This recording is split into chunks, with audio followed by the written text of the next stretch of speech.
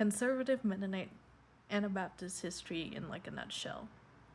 So previously I talked about how the old order Mennonite groups kind of stuck to the mid 19th century and have developed and changed as cultures do, but that's kind of where the roots are.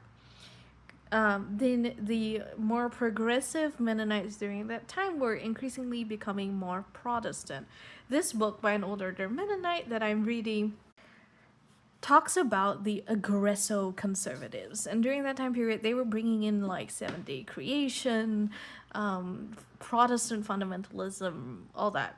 1890s and 1930s, they invented a lot of things to project their more outward, aggressive, forward, push ahead, militaristic Mennonitism, including the plain suit, which the men wear with a specific straight cut collar, as well as the cape dress for women. Yes, it came about during that time period. I went to the museum in Mennonite History Museum in Pennsylvania, and literally they're like, this is the outfit that we started wearing in like 1923, and we had never worn plain clothes before that in this Franconia conference.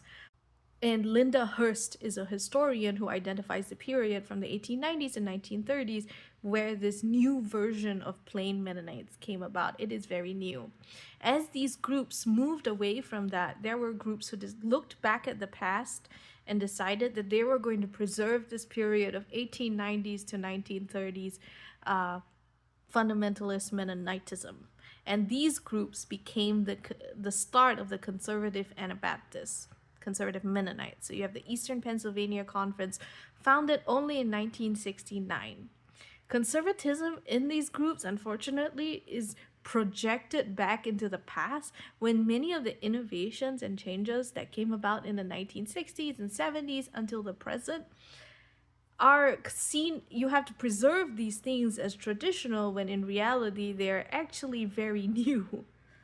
These groups, and you can listen to podcasts by the Plain People's Podcast or the Misfit Amish, people who come from Eastern Pennsylvania Mennonite Church, Nationwide Fellowship, Pilgrim, or any of the groups that have then splintered from those groups to become slightly more chillax.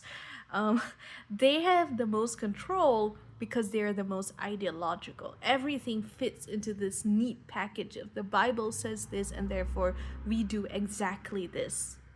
And it has always been this way, when no, in actual fact, you did not start wearing those clothes until 1923. And then when you, in the 60s, look back at that period, you're like, we need to preserve certain things and not change them. A lot of things that are important now are actually only from the 60s.